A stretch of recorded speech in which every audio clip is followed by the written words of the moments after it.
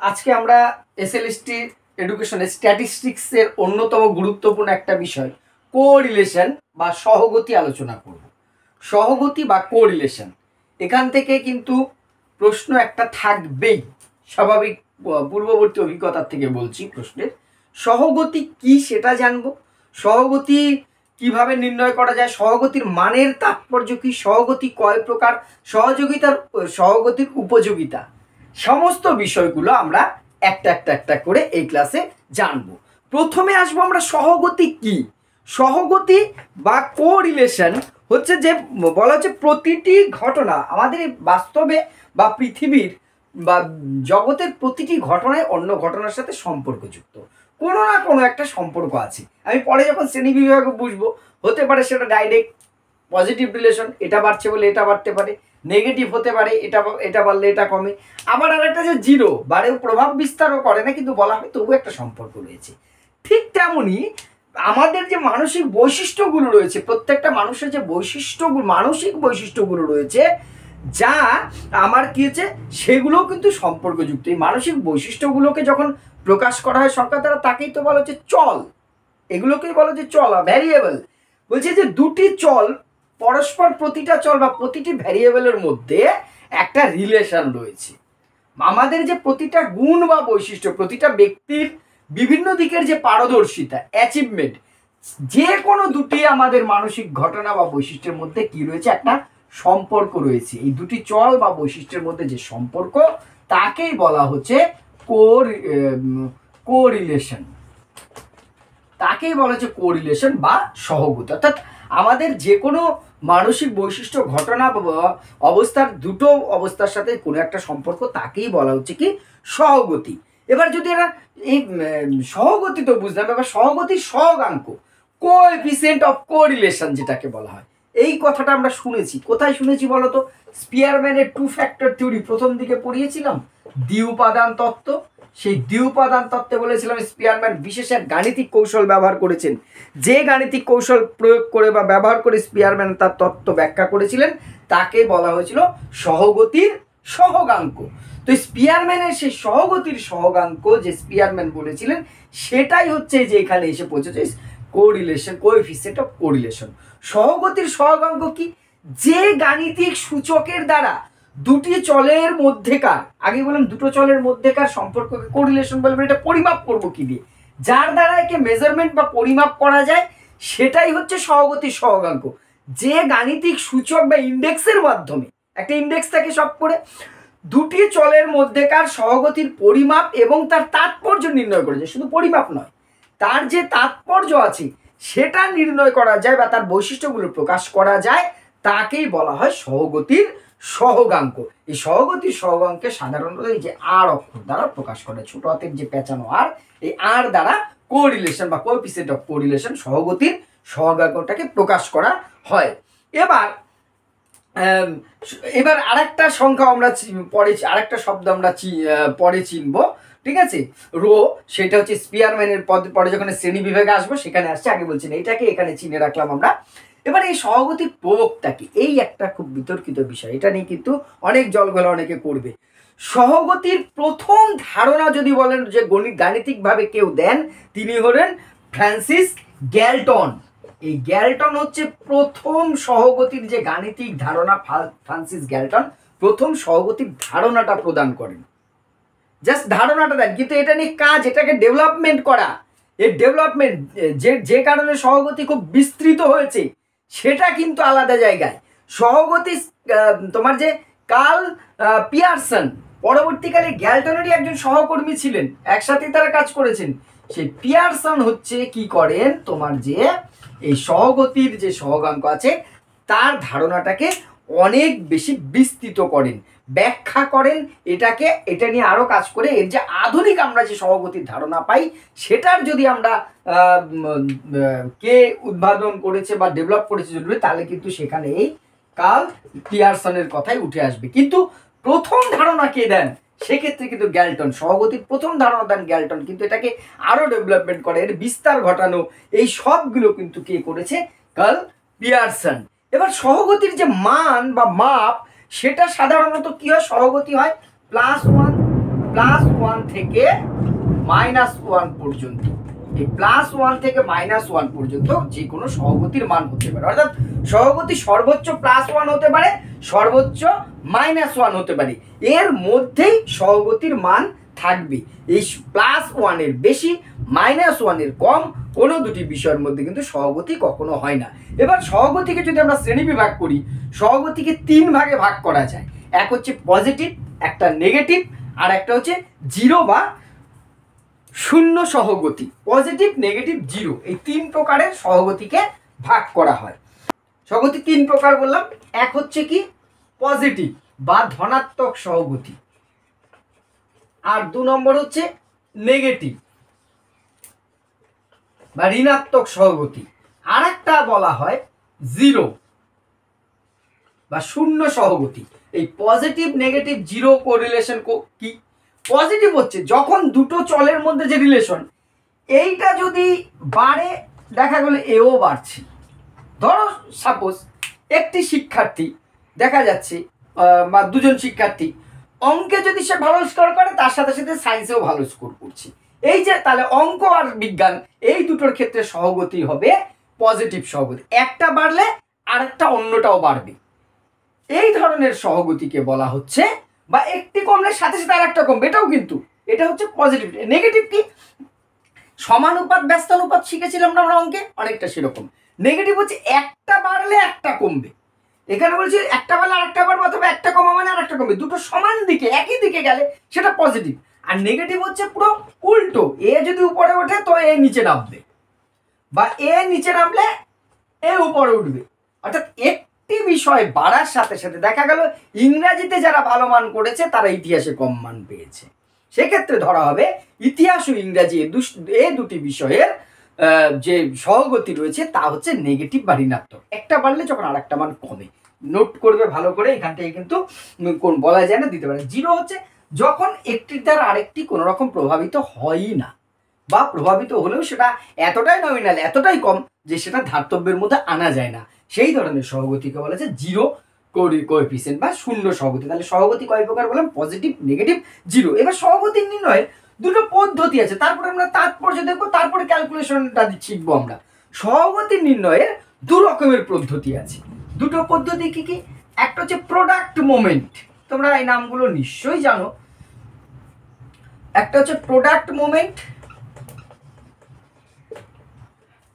আর একটা হচ্ছে তোমার যে rank difference. Product moment method, আর একটা হচ্ছে র্যাঙ্ক ডিফারেন্স। প্রোডাক্ট মোমেন্ট আর হচ্ছে তোমার যে র্যাঙ্ক ডিফারেন্স, এই দুটো পদ্ধতিতে সহগতি নির্ণয় করেছে। এখান থেকে যে প্রশ্নটা মেনলি আসার কথা, কোনটা কে আবিষ্কার করেছেন? এই প্রোডাক্ট মোমেন্ট এই পদ্ধতি আবিষ্কার করছেন যিনি এটাকে ডেভেলপ করেছে, আগে বললাম কার্ল পিয়ারসন।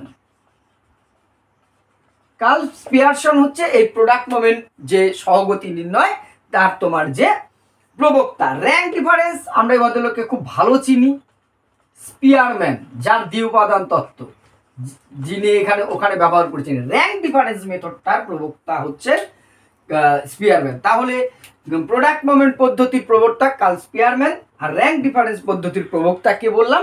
প্রবক্তা হচ্ছেন স্পিয়ারম্যান। এইভাবে দুটো পদ্ধতি আমাদের কিন্তু শিখতে হবে।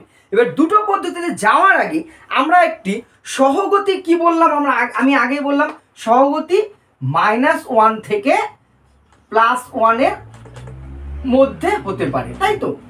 অর্থাৎ 1 অথবা +1 এর বেশি। এবার কোন সহগতি বেরোল হলে, যদি কোনো কিছু সহগতি হয় 0.50 প্লাস অথবা -0.50, এর মানে কি? প্লাস হলেও যা, মাইনাস হলেও তো, সেটা ধনাত্মক দিকে না ঋণাত্মক দিকে, আর কিছু ব্যাপার না। এটার গুরুত্ব কি হবে? যদি কোনোটা হয় 70 +0.70 প্লাস বা -70 যদি হয়, সেটাকে আমরা কি ধরনের সহগতি বলবো? তার একটি নির্দিষ্ট উপায় আছে। আমি সেই সহগতির চার্টটাকে তোমাদের এখানে দেখাবো, কোন সহগতির কি মান নির্ণয় করে।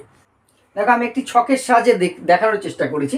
যদি কোনো দুটো চলের মধ্যে 0 থেকে +-20 মানে বেরোলো 20 হতে পয়েন্ট আছে, কিন্তু সবগুলোর আগে পয়েন্ট আছে। আমি এটা একটা আমার ভুলই হয়েছে বলতে হয়, সবগুলোর আগেই কিন্তু এগুলো পয়েন্ট আছে। ধরো কোনো একটার বেরোলো 0.19 প্লাস অথবা -0.18, এই ধরনের মান বেরোলো। এই ধরনের যদি 20 কাছাকাছি পর্যন্ত যদি সহগতির মান নির্ণয়, তাহলে সেটা খুব বেশি গুরুত্বপূর্ণ নয়, সেটাকে বলা হয় উপেক্ষণীয়, নেগলিজেবল। অর্থাৎ এটা কেন হতে পারে? এটা পদ্ধতির ত্রুটির কারণে হতে পারে। হয়তো আমি যেভাবে ক্যালকুলেশন করেছি তারই কিছু এরর আছে, ভুল আছে, যে কারণে এই মানটা বেরিয়েছে। অর্থাৎ 0 থেকে 20-র মধ্যে 20-র কম যদি হয়, 20-র কম যদি হয়, তাহলে সেই সহগতিটা কোনো গুরুত্ব রাখে না, ওইটা ধর্তব্যে না আনলেও চলবে। সেকেন্ড আসছে মোটামুটি 20-র পর থেকে +-40 পর্যন্ত, একইভাবে আমার বোঝাচ্ছি না, যদি সহগতির মান হয় সেটাকে বলে নিম্ন সহগতি, অল্প। এটাও কম গুরুত্ব, বিশেষ কোনো গুরুত্ব এরও নেই। অর্থাৎ 0.40 পর্যন্ত যদি সহগতি হয়, সেটা প্লাস হতে পারে মাইনাস হতে পারে, তাহলে সেটাকেও বিশেষ গুরুত্ব দেওয়া হয় না। যদি 0.40 প্লাস এর বেশি থেকে 0.70 পর্যন্ত সহগতির মান হয়, সেটাকে বলা হয় মাঝারি, মিডিয়াম। সেই সহগতি বিশেষ বিশেষ ক্ষেত্রে গুরুত্বপূর্ণ, বিশেষ বিশেষ ক্ষেত্রে অবশ্যই তার গুরুত্ব আছে। যদি 0.70-র উপরে, সেখান থেকে 0.80 পর্যন্ত প্লাস মাইনাস আছে সব ক্ষেত্রেই হয়, কারণ যদি ধনাত্মক সহগতি হয় তাহলে প্লাস হবে, ঋণাত্মক নেগেটিভ হলে মাইনাস হবে, এই জন্য প্লাস মাইনাস দুটো ইউজ করেছি। সেই সহগতিটা কিন্তু খুব উচ্চমানের সহগতি, হাই কোএফিসিয়েন্ট কোরিলেশন, সেটা কিন্তু বিশেষ তাৎপর্যপূর্ণ, শিক্ষা ক্ষেত্রে বা ব্যক্তিগত ক্ষেত্রে এটা কিন্তু বিশেষ তাৎপর্য বহন করে। আর যদি 0.80-র ওপরে প্লাস মাইনাস থেকে +-1 সর্বোচ্চ সহগতি, এর বেশি কখনো হবে না সহগতির মান, আগেই বলেছি, সেটা অত্যন্ত উচ্চমানের, সেটা বিশেষ তাৎপর্য বহন করে। দুটো বিষয়ের মধ্যে বিরাট সম্পর্ক রয়েছে মনে করা হয়। দুটো বিষয়ের সহগতি যখন এক, অর্থাৎ তার মনে হয় দুটো বিষয় খুব অঙ্গাঙ্গিভাবে জড়িত, অর্থাৎ আমার পড়ার সাথে আমার স্মরণ ক্ষমতা, এই যে এই রকম এই ধরনের সহগতিগুলো কি অবশ্যই উচ্চ সহগতি, আমি যত পড়বো তত বেশি মনে যাবে, স্বাভাবিকভাবে এটাই হয়। এইটাকে বলা হচ্ছে অত্যন্ত উচ্চমানের সহগতি রয়েছে। এই হলো মোটামুটি আমাদের সহগতির যে মাত্রাটা, এটা কিন্তু খেয়াল রাখবে। এবার যেটা আসবে, দুটো পদ্ধতি বলেছি সহগতির, একটা র্যাঙ্ক ডিফারেন্স, একটা প্রোডাক্ট মোমেন্ট। র্যাঙ্ক ডিফারেন্স পদ্ধতি যেটা স্পিয়ারম্যান আবিষ্কার করেছেন, তার একটা আমরা এখানে করে দেখব সূত্রের সাহায্যে। এই যে দেখো, একটি শ্রেণীর 15 জন ছাত্রছাত্রীর বাংলা এবং ইংরেজির দুটো প্রাপ্ত নম্বর 100-র মধ্যে। 15 জন ছাত্র, তাদের ক্রমিক সংখ্যা, এটা দেখো ইচ্ছে করে রোমান হরফে লিখেছি, নাহলে এর সাথে গুলিয়ে যাবে। 15 জন ছাত্র বা ছাত্রী, তাদের নম্বর ধরো, রোল নম্বর 1 বাংলায় পেয়েছে 49, ইংরেজিতে 77। রোল নম্বর 2 বাংলায় পেয়েছে 73, ইংরেজি পেয়েছে 81। রোল নম্বর 3 54 পেয়েছে 17, এবং দুটো সাবজেক্টের নম্বর দেওয়া আছে। এই তাদের দুটো সাবজেক্টের প্রাপ্ত নম্বরের কোরিলেশন বের করতে হবে। প্রোডাক্ট মোমেন্ট র্যাঙ্ক ডিফারেন্স পদ্ধতি যেটা আছে, অর্থাৎ স্পিয়ারম্যানের র্যাঙ্ক ডিফারেন্স পদ্ধতি বের করব। র্যাঙ্ক ডিফারেন্স পদ্ধতির সূত্র হচ্ছে এই যেটা রো বলে, আর এইচ রো, পি এর মতন দেখতে, ইজিক্যাল টু, মানে ছোট হাতের আর দ্বারা যেমন প্রকাশ করেছে ওখানে পিয়ারসন, কিন্তু এখানে এই ধরনের প্রকাশ করা হয়েছে, ইজিক্যাল টু, ফর্মুলা এটা 1 - 6 summation D square into n into n square minus 1। দেখো এর মধ্যে আমি যা যা জানি সেইগুলো আগে লিখে নিই, তারপরে এদিকে আমি আসছি। 1 এর সূত্রের 1 থাক, 6 ডি স্কোয়ার জানি, n মানে এই যে কতগুলো স্কোর আছে তাকে n বলে 15টা, 1 থেকে 15টা সংখ্যা আছে, দেখো n ইজিক্যাল টু 15। তাহলে এখানে n চেয়েছে, n এর জায়গায় আমি 15 লিখলাম, কিন্তু আবার n স্কোয়ার 15 তারই স্কোয়ার মাইনাস 1, নিচের প্রশ্নটা আমার হয়ে গেল। তাহলে 6 সূত্রের 6, এখানে যেমন 6 আছে সে কিন্তু 6 থাকবেই, তাহলে ইন্টু সামেশন ডি স্কোয়ার আমাকে বের করতে হবে। সামেশন অফ ডি স্কোয়ারটা বের করলে কিন্তু আমার অঙ্ক ক্যালকুলেশন হয়ে যাবে। একটা জিনিস, একটা মান বের করতে হবে। এই মানটা বের করার সূত্র বা তাৎপর্য বা পদ্ধতি কি? প্রথমে আমার কি আছে, র্যাঙ্ক ডিফারেন্স। এটা র্যাঙ্ক ডিফারেন্স, আমার দুটোর র্যাঙ্ক, প্রথমে বাংলার র্যাঙ্ক করতে হবে, ঠিক আছে? আমি বি এর র্যাঙ্ক করব, বাংলার র্যাঙ্ক বের করতে হবে একটা কলামে, আর আরেকটা কলামে যেটা করতে হবে, ইংলিশের নম্বর আছে তো দুটো সাবজেক্টের, এটা আমি ইংলিশ পড়ে লিখে দিলাম শুধু, ঠিক আছে? তার র্যাঙ্ক বের করতে হবে। এই দুটোর আমি র্যাঙ্ক মানে কি, বিষয়টা কিচ্ছু না, জাস্ট নাম্বারিং করা। অর্থাৎ তুমি র্যাঙ্ক করো, এই যে বাংলায় রোল নম্বর 1 পেয়েছে 49, হাইয়েস্ট যে পেয়েছে, ইংরেজিটা ভুলে যাও, সে 1 নম্বরে আছে, তাই তো? এর মধ্যে হাইয়েস্ট নম্বর কে পেয়েছি আমরা খুঁজে যদি দেখি, এই যে 84 সম্ভবত হাইয়েস্ট, এর বেশি আর কেউ পায়নি তো। তাহলে রোল নম্বর 7 সে 84 পেয়েছে, বাংলায় সে কি র্যাঙ্ক করেছে, 1 নম্বর র্যাঙ্ক করেছে। জাস্ট এই র্যাঙ্কগুলো লিখবো। তারপরে দেখো তো 84 পরে সেকেন্ড হাইস্ট কে আছে, 75 সম্ভবত, হ্যাঁ 75। তাহলে এ কি করেছে র্যাঙ্ক, এ করেছে র্যাঙ্ক 2। এইভাবে করে আমি প্রত্যেকটাকে খুঁজে খুঁজে খুঁজে খুঁজে র্যাঙ্কগুলোকে জাস্ট লিখবো। এবারে দেখো আমি মানগুলো র্যাঙ্ক করেছি, এই দুটো আমি ফাঁকা রেখেছি ইচ্ছে করে বোঝানোর জন্য, আমি নিজে করলাম যেগুলো জাস্ট র্যাঙ্ক করেছি। দেখো দুটো হয়েছে 12.5 মানে 11 একটা র্যাঙ্ক পেয়েছে 49। তারপরে দেখো 43 এটা আছে, এটাও আছে 43, অর্থাৎ দুটো 43। এ কাকে 12 দেবো, এই জন্য দুটোকে 12.5 করে দিয়েছি, 12 নেই 13 নেই। ঠিক তেমনি তারপরের র্যাঙ্কটা আছে দেখো 37, ঠিক আছে 37 এই একটা আছে, 37 এই একটা আছে। তাহলে এর মধ্যে কাকে আমি 14 দেবো, কাকে আমি 15 দেবো, কিছু করার নেই। তাহলে 14 আর 15কে সমান ভাগ করবো, 14 আর 15 29, তাকে 2 দিয়ে ভাগ করলে এই দুটোর মানই হয়ে যাবে 14.5। আমি স্পেশালি এটা অন্য কার্লিতে এই জন্য লিখলাম, এই যে 14.5 করে হয়ে গেল দুটোর মান। 15 কিন্তু কোথাও নেই, যেহেতু 14 14.5 করে দুটো হয়ে গেছে। ঠিক দেখো 13 আর 12 কোথাও নেই, দুটোকে 12.5 করে করা হয়েছে। এই সমস্যাটা কিন্তু এখানে আসেনি ইংলিশের ক্ষেত্রে, কারণ এখানে কোনো সংখ্যা রিপিট হয়নি। রিপিট হলে তার র্যাঙ্কটা ভাগ হয়ে যাবে, যদি একই মান 3টে থাকে তাহলে ওই 3 ভাগ হয়ে যাবে, সাধারণত থাকে না, দুটো থাকে। যাই হোক, তাহলে R2 এরকম র্যাঙ্ক করেছি। এইবার ডিফারেন্স বের করব। ডিফারেন্স বের একদম সহজে র্যাঙ্ক ডিফারেন্স, আর এই র্যাঙ্ক ডিফারেন্সই আসবে পরীক্ষায় আসলে পরে। র্যাঙ্কটা R1 মাইনাস R2, এই যে র্যাঙ্ক প্রথমটা হচ্ছে 1, বাংলা 1 নম্বর তার র্যাঙ্ক, আর ইংলিশ 2 নম্বরে আছে তাহলে তার র্যাঙ্ক। এই দুটো র্যাঙ্কের বিয়োগফল জাস্ট বিয়োগ করব, কিচ্ছু না। এইবার এখানে বিয়োগের ক্ষেত্রে একটা ব্যাপার আছে, আমরা যে মিন মিডিয়ান করেছিলাম, সাপোজ এই 11 ধরো 11 ছেড়ে দিলাম, এই 9 আছে 5, এই 9 বিয়োগ 5 যদি আমরা করেছি, বা ধরো এইদিকে এই যে 7 বিয়োগ 4, এটা সবচেয়ে ভালো বোঝানো যাবে, 7 বিয়োগ 4 যদি করতাম তাহলে হিসাব মতো আবার এটাকে প্লাস মাইনাসের ব্যাপার একটা আসতো, এটা +3 লিখতাম। আবার ধরো এইরকম যদি করি, এই যে 5 আর 13 আছে, 5 বিয়োগ 13 যদি করতাম তাহলে কি আসতো 8, বড় সংখ্যার পিছনে -8 আসতো। কিন্তু এক্ষেত্রে এই ধরনের বিয়োগ হবে না, এই ক্ষেত্রে কোনো মাইনাস মান আসবে না। কেন?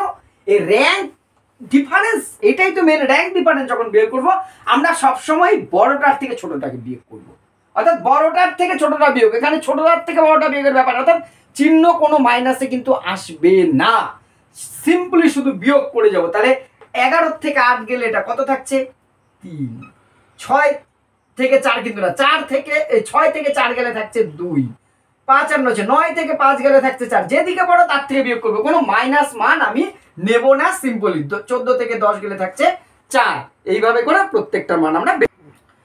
13 থেকে 5 গেলে 8, 8 থেকে 8 গেলে 0, 12.5 থেকে 1 গেলে 1.5, 14.5 থেকে 12 গেলে 2. লাস্ট আসছে 2.5। এইবার আমার কি হলো, তাহলে ডি বেরিয়ে গেল। লাস্ট আমার এখানে লাগবে summation of D square. D বেরিয়ে গেছে, ডি স্কোয়ার অর্থাৎ এই যে আমার যে মানটা বেরিয়েছে ডি, তার স্কোয়ার প্রত্যেকটা বর্গ করতে হবে, এটার সাথে কোনোটার কিন্তু গুণ নাই। অ্যাকচুয়াল যে স্কোয়ার হয় যেটা, 3 এর স্কোয়ার কত, 3 তিরিক্ষে 9, 2 2 দুগানে 4, 4 4 16, আবার 4 4 16, এইভাবে করে প্রত্যেকটা মান আমরা বের করে নিচ্ছি। তাহলে আমি প্রত্যেকটার জাস্ট দেখো গুণ করেছি, 2 দুগানে 4, 0 0ই হচ্ছে 8 8 64, 1.5 1.5 দেখুন 2.25 আসলো। তাহলে ডি স্কোয়ার বেরিয়েছে। এই সামেশন চিহ্ন আমার মিনের সময় প্রথমে বলেছে, সামেশন কথার অর্থ কি, যোগফল বা সমষ্টি। তাহলে টোটাল ডি স্কোয়ার বেরিয়েছে, এদের যোগফলকেই বলা হবে কি, এদের যোগফলকেই বলা হবে সামেশন অফ ডি স্কোয়ার, অর্থাৎ সমষ্টি, সামেশন অফ ডি স্কোয়ার। তাহলে কি, এই টোটালটার যোগফল। এবার তাহলে আমরা টোটালটা যোগ করে দেখি কত আসছে আমার। 9 19 আমি যোগ করে মানটা এখানে 171.00, 0.00 না লিখলেও হয়। তাহলে আমি যোগ করে পাচ্ছি 171, মেনলি যোগ করে আমার কি আসছে তাহলে 171। এই মানটা কোথায় যাবে, 171 মানটা এই ভদ্রলোক চলে যাবেন, এই যে সামেশন অফ ডি স্কোয়ার হচ্ছে 171। এইবার আমি কি করব, এইবার জাস্ট এটাকে আমি ক্যালকুলেশন করে দেখব কি দাঁড়াচ্ছে। তাহলে ক্যালকুলেশন করছি, দেখো মাইনাস, আমি 6 দিয়ে ওটাকে পরে গুণ করছি, তাহলে এটা 15ই থাকলো, আর 15 হতে কত দাঁড়ায় 225 বিয়োগ 1। এবার আমি কি করব, এই 171কে 6 দিয়ে গুণ করে দেখছি গুণফলটা কত আসছে, সেটা আমি জাস্ট এখানটায় বসিয়ে দেবো। তাহলে 1026 গুণ করে হলো আমি বসালাম। এবার পরের লাইনটা ধীরে ধীরে আমি একটু একটু করে আগাই। দেখো এই যে এখানে যা আছে তাই থাকলো, উপরে 1026ই থাকলো, এখানে কি হলো 15 15 থাকলো, ব্র্যাকেট তুলে গেলে 225 থেকে 1 চলে গেলে কত থাকলো 2 2 4। তাহলে আমার 1 মাইনাস উপরে থাকছে 1026, নিচে তাহলে এই 15 দিয়ে 224কে আমি গুণ করে গুণফলটা এখানে বসিয়ে দিলে, তাহলে এটা গুণ করে আমি পেলাম 3360, এই 3360। এবার তাহলে আমার এটাকে জাস্ট কি করতে হবে, এইটা দিয়ে এটাকে গুণ ভাগ করলে আমার অঙ্ক মিলে যাবে, ইজ ইকুয়াল টু 1 মাইনাস, তাহলে 1026কে আমার কি করতে হবে 3360 দিয়ে ভাগ করতে হবে। ভাগটা এখানে আমার জায়গা কম, আমি পাতিয়ে নিয়ে করে মানটা বসিয়ে 0.305, এটা আসলো আমার ভাগফল। তাহলে 1 থেকে আমার 305কে কি করতে হবে বিয়োগ করতে হবে। বিয়োগটা আমি করে দেখাচ্ছি এখানে দেখো। তাহলে 1 থেকে কি করে বিয়োগ করব, 1 আমি পয়েন্ট দিয়ে তাহলে 3টে 0 নেব, এখানে 305 বিয়োগ করছি, 5 আছে 10 হবে, 5 হলে হাতে থাকছে না, হাতে থাকছে 1, 1 আছে 10, 9 হলে হাতে থাকছে 1, 3 আর 1 4, 4 আছে 10 হবে, 6 হলে এই হচ্ছে 0.695, অর্থাৎ আমার এটার সহগতি কি দাঁড়ালো 0.695, এইটা হচ্ছে আমার সহগতি। তাহলে 0.695 আমার বাংলা আর ইংরাজি এই দুটো সাবজেক্টের কি হলো সহগতির মান আসলো। তাহলে এই যদি সহগতির মান হয় সেটা কোন ধরনের সহগতি হবে, আমরা বলেছিলাম ওই প্লাস মাইনাস 0.80 থেকে প্লাস মাইনাস 1 যদি হয় সেটা খুব উচ্চতর সহগতি হবে, কিন্তু এটা 0.69 অর্থাৎ আমার 40 থেকে 70-এর মধ্যে আছে, তাই তো 0.40 থেকে 0.70-এর মধ্যে আছে, মাঝারি মানের সহগতি কিন্তু আমরা এটাকে লক্ষ্য করছি, খুব উচ্চও না খুব নিচুও না, এটা মিডিল মাঝামাঝি পর্যায়ের একটি সহগতি কিন্তু লক্ষ্য করছি।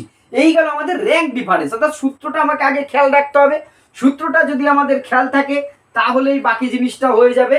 সূত্র আমাকে যেটা পরীক্ষায় কিরকম দেবে, তোমাকে ওই সামেশন ডি স্কয়ারের মানটা দিয়ে দেবে, জাস্ট যে একটি ইয়ের যে সমষ্টি তাদের র্যাঙ্ক ডিফারেন্সে সামেশন ডি স্কয়ারের মান হচ্ছে 250, ঠিক আছে 250। অঙ্ক এবং ইংরাজি দুটি বিষয়ের র্যাঙ্ক ডিফারেন্স পদ্ধতিতে তাদের পার্থক্যের সমষ্টি হচ্ছে 250, তাহলে তার সহগতি কত অপশন দেওয়া আছে, তাহলে তোমাকে সূত্রটা জানতে হবে, সূত্রটা জানলে তবে তুমি ক্যালকুলেশন পরিমাণটা বের করতে পারবে। একটা মান দেওয়া থাকলে কিন্তু তুমি সব পারবে, বাকিটা কিন্তু সবই সূত্র। এনটা দেওয়া থাকবে, এন হচ্ছে বললো যে 20 জন ছাত্রের বাংলা এবং ইংরাজির প্রাপ্ত নম্বরের র্যাঙ্ক ডিফারেন্সের সমষ্টি হচ্ছে 20, এই 250, তাহলে তুমি এন পেয়ে গেলে 20, তোমার সূত্রটা জানা থাকলে তুমি জাস্ট 20 বসাচ্ছে দু জায়গায়, 250 আর 6 1 1 এগুলো তো তোমার সূত্র থেকে মান পাচ্ছ, ফলে তোমার কিন্তু কি জানতে হবে ফর্মুলাটা জানতে হবে। এইবার এখান থেকে যেটা আসবে আর একটা প্রোডাক্ট মোমেন্ট পদ্ধতি, তারপরে যেটা জানবো আমরা সেটা হচ্ছে এই সহগতি সহগাঙ্কের গুরুত্ব কি, উপযোগিতা কি, কিন্তু দুটো একসাথে করলে, আমি একসাথে করবো বলে ক্লাসটা রেডি ছিলাম, আমার মনে হচ্ছে অন্তত গুলিয়ে যাবে। আমি আজকের ক্লাসটা এখানে ছাড়ছি, নেক্সট আরেকটা ক্লাসে আমরা প্রোডাক্ট মোমেন্ট পদ্ধতিতে অন্তত একটি পদ্ধতি শিখবো, তার উপযোগিতা শিখবো। ভালো লাগলে অবশ্যই চ্যানেলটি সাবস্ক্রাইব করবে এবং যতটা পারো শেয়ার করে পাশে থাকবে। ধন্যবাদ।